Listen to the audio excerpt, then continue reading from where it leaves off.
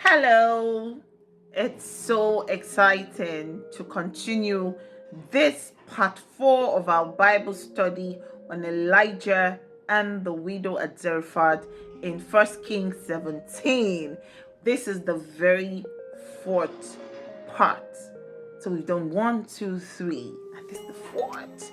Oh my God, I hope by now someone has liked and someone has subscribed, and by now I'm expecting feedback from you, things that you are learning, just to contribute to this Bible study. Like I said, it's not just for me, but it's for everyone, an opportunity to study this portion of scripture together and to glean from what God has for us today again. So I was reading further, and now we're going into the story of Elijah and the widow, their encounter. But I want to start first from when the word came to Elijah to go into Zarephath to a widow.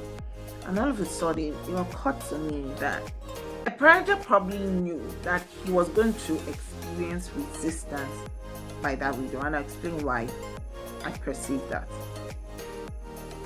Widow, it was told to Elijah from the very beginning that he was going to meet a widow. Has it occurred to you that widows, even in times past, are not attributed to having much at their disposal? Like, she was a widow. What is expected of a widow in a season of great drought? So Elijah must have thought for a moment that, God, you didn't say I should go to a king's palace or to a woman who was a merchant trading in copper or trading in gold. He sent him to a widow who most times are known to not having much at their disposal. So he took a step or a walk of faith. He took a journey of faith for Elijah to embark on that journey to meeting the widow, because she could have said no. And I'm sure he played around with it. He played around with the thought that I'm going to be speaking right now to a human like myself who has a willpower, which is a gift that God has given us, and has the ability to say no. So she can refuse, just the way she resisted when he met her. But there was something I saw about Elijah. The reason why Elijah wasn't perturbed or disturbed about the resistance of the widow is because he had seen God feed him through ravens just by a word. Because God had said to him when he was going to the brook, he said, ravens will feed you. And we were told, and it was accounted for, that the ravens will come in the morning and in the evening.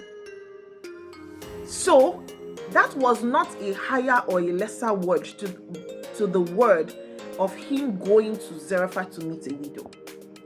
If it was the same God that came initially, and he saw how God was faithful to execute that word he gave to him, this was not an exception to Elijah.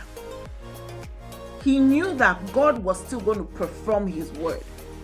He knew that God is a God of all things and every being. We all must obey at the sound of his word.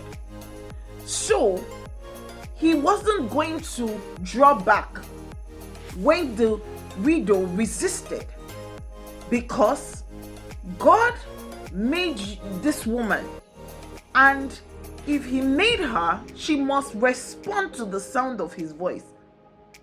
So he held on to that word because he had seen God be faithful with the word he had given him initially. So he was not going to back down at the resistance of the woman. And that was why he insisted. He insisted. And he told her, give me water. One would have thought that he would leave it at just water. But he went on further to say that, give me bread when you are coming. Like, what audacity? Is the type of audacity that comes with following God, that comes with seeing the faithfulness of God and coming to a place of conviction that this woman does not have a choice, but she has to obey. Because ravens obeyed, the brook obeyed and gave me water till it dried up. So you will have to obey. He knew that God can use anything and anyone. We are all at his disposal. So even when the woman came up with a resistance, he was not going to back down, which is what a lot of us do, don't you think? A lot of us at the least or the slightest resistance, we back down, we hands off. We're like, okay, this is not within God's jurisdiction. Who says? He's the God of the universe. He's the God of the universe. Everything must obey at the sound of his word. Everything must obey. So if God had said to him that I have commanded her, then so be it. She has to adjust because God said it. And God had already told us in his word that heaven and earth can pass, but not one word that proceeds out of his mouth will come back to him void. So this is an encouragement to each and every one of us. God has said something. When we go and we experience some little resistance, it is not time for us to back down, or pull up. Instead, forge ahead and insist on seeing that word come to pass. Put your voice and agree with the Father what God has said. Say no. If they say no, you will say yes because God said yes. Align with that word that God has said to you and refuse to back down no matter what, or whoever may be the one who is trying to be an impediment or a limitation to that thing coming to pass. And this is what we learn from this part, that it took faith for Elijah to go on this journey. And that's because widows have never always been known to have much, especially now that it was a season of drought. So she was excused because a lot of people were not even having anyway. How much more a widow? How much more a widow? So Elijah must have known, but he chose to trust in the word of the Lord. So make that decision today. Choose to believe God, that God is able to bring it to pass, and that's because he said it. So if he can say it, he can do it. And why? He's not a man that should lie.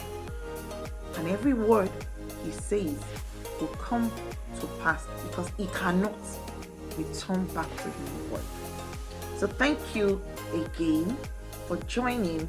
Please hit the like button or subscribe, as the case may be. But most importantly, contribute to this Bible study and let us know